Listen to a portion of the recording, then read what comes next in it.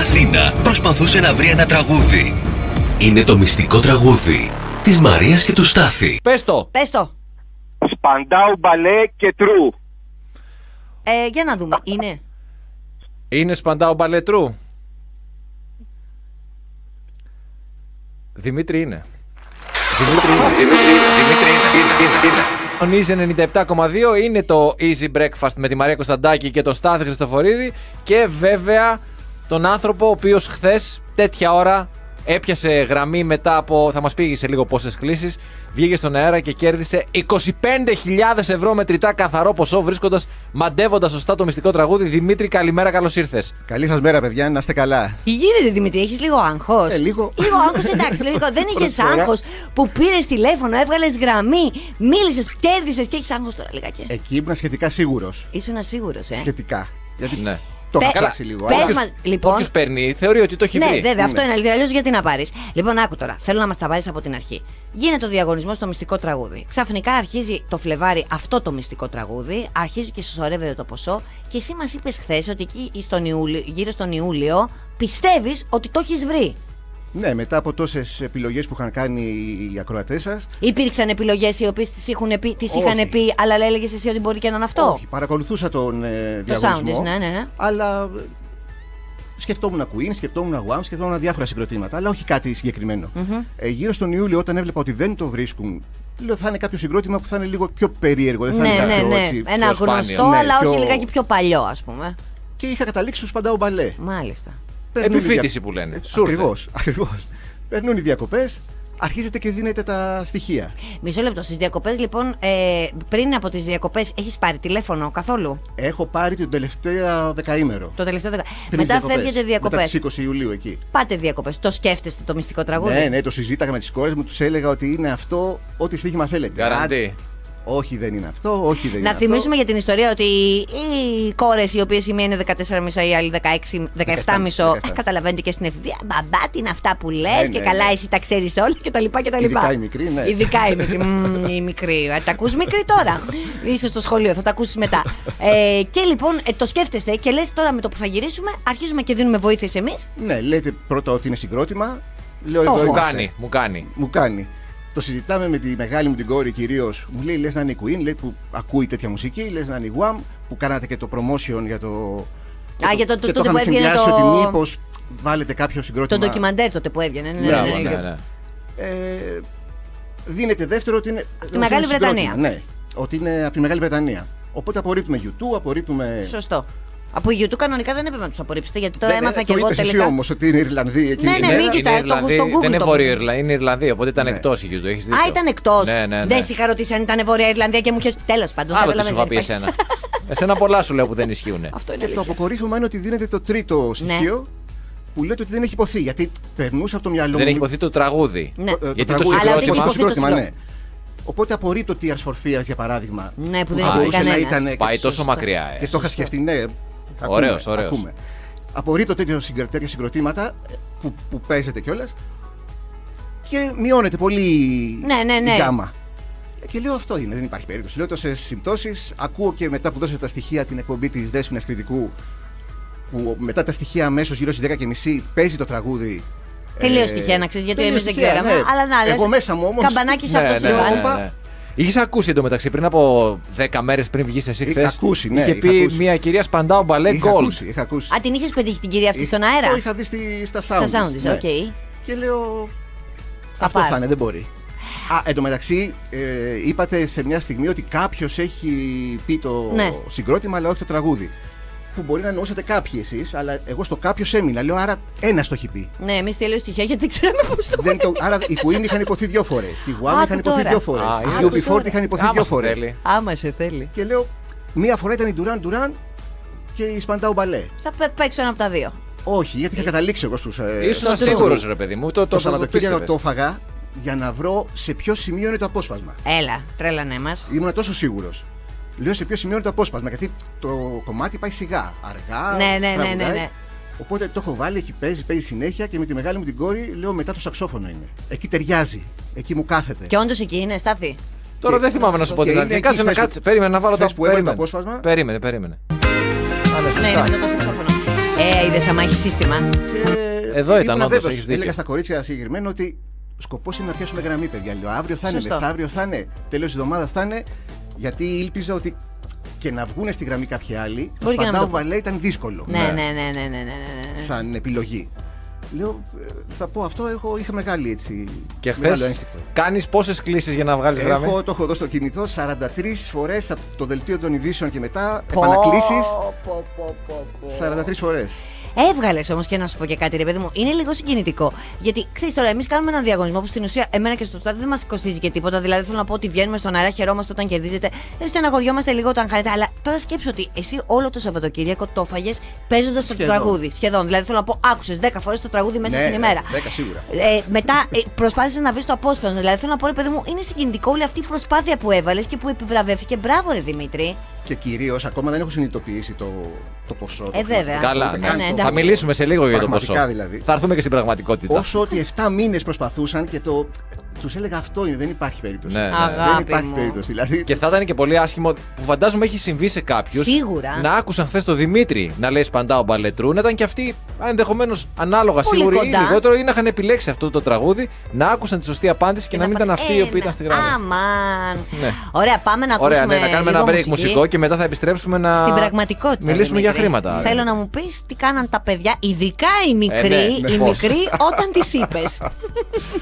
Επιστρέφουμε σε 3 λεπτά με τον Δημήτρη, το μεγάλο νικητή του μυστικού τραγουδιού, του 5ου μυστικού τραγουδιού, γιατί το μυστικό τραγούδι είχε μοιράσει ήδη 4.800 ευρώ. Αυτό όμως χθες τέτοια ώρα και λίγο νωρίτερα έδωσε στο Δημήτρη, που είναι μαζί μας στην παρέα μας ζωντανά, 25.000 ευρώ μετρητά στον Easy 97,2.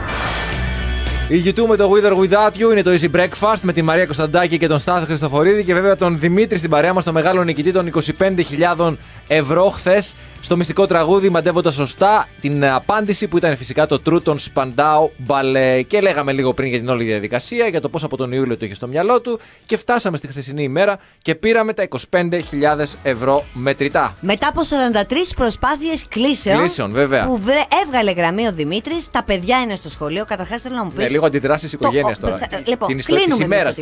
Εμείς το κλείνουμε το τηλέφωνο, κάνουμε και τη δεύτερη προσπάθεια εκεί πέρα με τα popper, εκεί πέρα τα μάνα, οι popper δεν βγαίνουν, δεν πατιούνται κτλ. Κλείνουμε. Φεύγουμε από το κάδρο εμείς. Τι κάνεις? Φεύγω για τη δουλειά και χτυπάει το τηλέφωνο. Ναι. Είναι κάποιοι φίλοι μας, η Δήμητρα και ο Βασίλης, που με παίρνουν τηλέφωνο. Ακούσαμε κάποιον Δημήτρη που έχει πάρει τηλέφωνο, που έχει 2 παιδιά. Μήπως είσαι εσύ? Τυχαία. Λέω εγώ ότι εγώ είμαι, ναι, και πανηγυρίζουμε όλοι μαζί. Ήταν πολύ συγκινητικό. Παίρνεις τη σύζυγο τηλέφωνο? Βέβαια, ωραία, θέλω να μου πεις εκεί. Είπαμε, ναι, και εκείνη χάρηκε πολύ. Βέβαια. Τα παιδιά το μεσημέρι δεν τα είδα γιατί είχα δουλειά, τα είδα το απόγευμα. Τους το είχε πει μαμά? Τους το είχε πει. Πανηγυρίζανε, είχαν μπει και στα site και βλέπανε. Γεια σας ο μπαμπάς. Ακούγανε τον μπαμπά. Άρα μπαμπάς. Άρε μπαμπά. Η μικρή θέλω να μου πει. Η μικρή που έλεγε ότι δεν είναι αυτό, ναι. Η μικρή έλεγε, είπε και για μένα. Είπατε και για μένα, αυτό ήταν. Εντάξει, το λες. Πήρες άδεια μπαμπά να μιλήσεις για μένα? Ξέρεις το GDPR? Είπες τα καλύτερα για μένα μπαμπά. Πάρα πολύ. Όχι, ήταν ενθουσιασμένες εκείνες. Πώς να μην είναι ενθουσιασμένες? Μάλιστα θέλανε να έρθουν και σήμερα, αλλά λέω εντάξει. Δεν πειράζει, δεν θα πάμε σχολείο. Τι έγινε, 365 μέρες έχει το σχολείο, να το χάσουμε μία μέρα. Μπράβο, ρε Δημήτρη, πάρα πολύ ωραία. Και τώρα λοιπόν θέλω να μας πεις για τα σχέδια. Μας έλεγες προηγουμένως εκτός αέρα ότι δεν έχεις ακόμα συνειδητοποιήσει το ποσό, γιατί είναι όντως τεράστιο και δεν είναι δύσκολο να το συνειδητοποιήσεις. Δηλαδή είμαι χαρούμενος, ενθουσιασμένος για την επιλογή τη σωστή. Μετά από 7 μήνες, αλλά ναι, τώρα το ποσό θα το δούμε στην πορεία. Έχουμε λοιπόν, θα πάμε ένα ταξίδι σίγουρα, αν είναι την οικογένεια. Έχουμε πανελλήνιες, γιατί η μεγάλη μας η κόρη είναι σε πανελλήνιες, οπότε φαντάζομαι είσαι στα φροντιστήρια και σε όλα αυτά. Έχουμε άλλες τρύπες. Όλο και κάτι. Ποιος δεν έχει, ρε παιδιά? Ποιος δεν έχει? Κάτσε, το λέω, μπας και με λυπηθεί ότι έχω και εγώ και καλά. Σου λέει, φεύγοντας, είδα κάτι έφερε. Έφερες κάτι μικρό. Συμβολικό για την πρώτη μέρα. Φαντάζομαι από αύριο θα στείλει κάτι μεγαλύτερο. Ο Στάθης είναι και νέος μπαμπάς, καταλαβαίνεις. Πολλά έξοδα. Σχολείο. Χθες πήγα παιδιά πρώτη μέρα σχολείο. Δεν είναι φθηνά αυτά τα πράγματα. Πάρα πολύ. Στη δουλειά το είπες? Έχεις φιλικές σχέσεις? Στη δουλειά, ναι, είναι. Τι είναι δική σου? Δική μου. Ναι. Βλέπεις ο επιχειρηματίας. Καταλαβαίνει τον άλλον επιχειρηματία.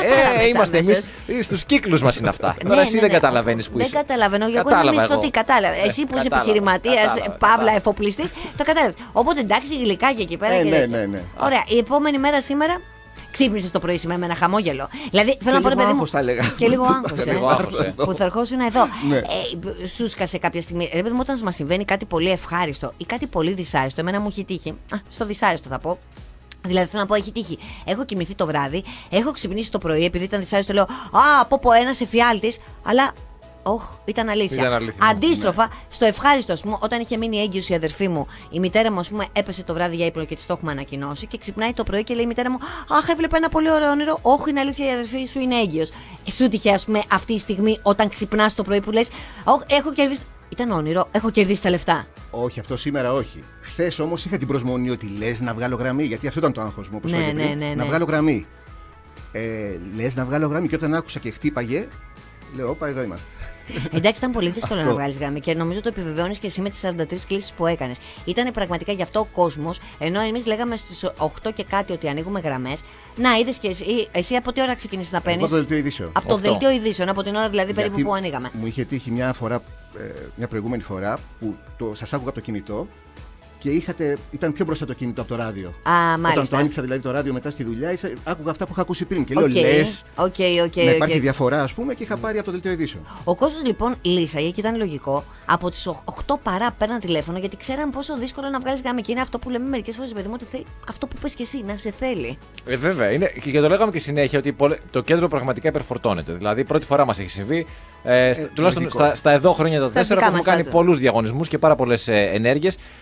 Τέτοιο πράγμα δηλαδή να γεμίζουν οι γραμμές, να πέφτει το κέντρο από μόνο του. Να μπλοκάρει. Να κλείνει, να μην έχουμε κανένα μία γραμμή. Δηλαδή δεν κλείνει καμία γραμμή, κλείνει από μόνη της και ξέρεις, κάνει ένα συνεχόμενο reboot, ας πούμε, και ξαναγεμίζει 10-15 γραμμές και λόγω φόρτου πέφτει. Και το λέγαμε πραγματικά ότι μην τηλεφωνείτε νωρίτερα, γιατί περισσότερο κακό κάνετε στον εαυτό σας. Παρακαλώ, πιο πιθανό είναι να πιάσετε γραμμή μετά που εκεί λέμε που ανοίγουμε πραγματικά τις γραμμές, δηλαδή που το κέντρο είναι έτοιμο να υποδεχτεί τις γραμμές. Εντάξει, όλα ήρθαν στην. Πώς το λένε, μπήκαν σε μια ευθεία, όλα αυτά που έπρεπε να συμβούν για να βγεις μετά από 43 κλήσεις, να πεις τη σωστή απάντηση, να μην την έχει πει κανένας από τότε που εσύ την έχεις σκεφτεί και να πάρεις τα λεφτά. Και να ξέρεις επίσης ότι πάρα πολλοί ακροατές χαρήκαν με την επιτυχία σου. Μας στέλναν μετά πάρα πολλά μηνύματα. Αυτό μου έκανε εντύπωση εμένα. Ναι. Δηλαδή, περίμενα, το έλεγα και εκτός αέρα στη Μαρία, ότι τώρα ή δεν θα πούνε τίποτα ή θα αρχίσουν να λένε το κοντό και το μακρύ, και τα λοιπά. Και όμως στείλαν πολύ καλοφάγωτα. Μπράβο στο Δημήτρη, με τα παιδάκια του, να τα φάει, να τα περάσει, να τα ευχαριστηθεί. Επιτέλους βρέθηκε το τραγούδι, δηλαδή ήταν πολύ. Μου έδειχνε η κόρη μου μετά έτσι, είπανε συγχαρητήρια, είπανε τα σχόλια δηλαδή πολλά. Μου τα έδειχνε το βράδυ. Ευχαριστώ όλους πολύ. Καλοφάγωτα. Καλοφάγωτα. Εκεί που θα είσαστε, όπου κι αν είσαστε, πιείτε έτσι και μια έτσι γρανίτα για μας. Τουλάχιστον έτσι. Όταν θα πάτε το ταξίδι. Πάρτε μας μαζί μας. Αφήνουμε εμείς τη γρανίτα. Δεν χρειάζεται να κουράσουν να πιει τη γρανίτα για μας. Μπορούμε να πάμε εμείς να την πιούμε τη γρανίτα. Μπορείτε να μας ποστάρετε κιόλας, να βάλετε και ένα easy πάνω την ώρα που πίνετε τη γρανίτα και να πείτε για το μυστικό τραγούδι. Αυτό μην το ξεχάσετε. Ακόμα καλύτερα να είμαστε και δίπλα εμείς. Είναι πιο εύκολο νομίζω να κάνουν ένα tag. Εξαρτάται τα λεφτά. Με τόσα λεφτά πολλά πράγματα είναι εύκολα. Εγώ απλώς ρίχνω ιδέες. Βλέπετε εδώ, Δημήτρης, είμαστε μια ωραία παρέα. Ευχάριστοι είμαστε. Ναι, αυτό το είπε και πριν εκτός αέρα, οπότε μπορεί να του δώσει ένα. Θα πάμε στους Guns N' Roses. Σε καμία συναυλία στο εξωτερικό. Εν τω μεταξύ, εκτός αέρα δεν ξέρετε τι συνέβη. Του μιλήσανε για εκείνη τη συναυλία το 1993 που ο Στάθης απείλησε τους γονείς του ότι δεν θα δώσει πανελλήνιες για να πάει στους Guns N' Roses και καθυστέρησε ο Άξιλ να πάει γιατί έπινε με έναν φίλο του Δημήτρη μπύρες. Και εκεί ανατρίχιασε ο Στάθης. Με τα χρήματα δεν ανατρίχιασα τόσο πολύ. Με τον Άξιλ όμως να πίνεις μπύρες. Ναι, εκεί ανατρίχιασε. Ωραία. Αγόρι μου, σου ευχόμαστε τα καλύτερα, να περάσετε τέλεια, να είσαι πάντα τόσο τυχερός στη ζωή σου, να έχεις υγεία και εσύ και η οικογένειά σου, γιατί είναι το πρώτο, και από εκεί και πέρα τύχη και αυτό που έκανες, να ακούς το σύμπαν, τα μικρά σηματάκια που σου δίνε. Να είστε καλά και εσείς, καλή επιτυχία σε ό,τι και αν κάνετε. Να είστε καλά. Να σου ζήσει και το παιδάκι. Ευχαριστώ πάρα πολύ και εσένα η κόρη σου. Γκολφο. Εμένα το σκυλί. Και το σκυλί της. Την έχω δει την γκολφο από τότε που έκανε στο μαραθώνιο. Μπράβο, ναι. Και σε όλους βέβαια τους υπόλοιπους, όλους τους φίλους μας και τους ακροατές μας τονίζει να πούμε ότι έρχονται διάφορα πράγματα από εδώ και πέρα. Δεν ήταν αυτό το τέλος, δεν δώσαμε 25.000 και τελειώσαμε. Έχουμε και άλλα πράγματα. Ήταν πολύ μεγάλο αυτό, ήταν αλήθεια, αλλά έρχονται κι άλλα. Easy Breakfast. Καθημερινά 6.30 με 10 στον Easy.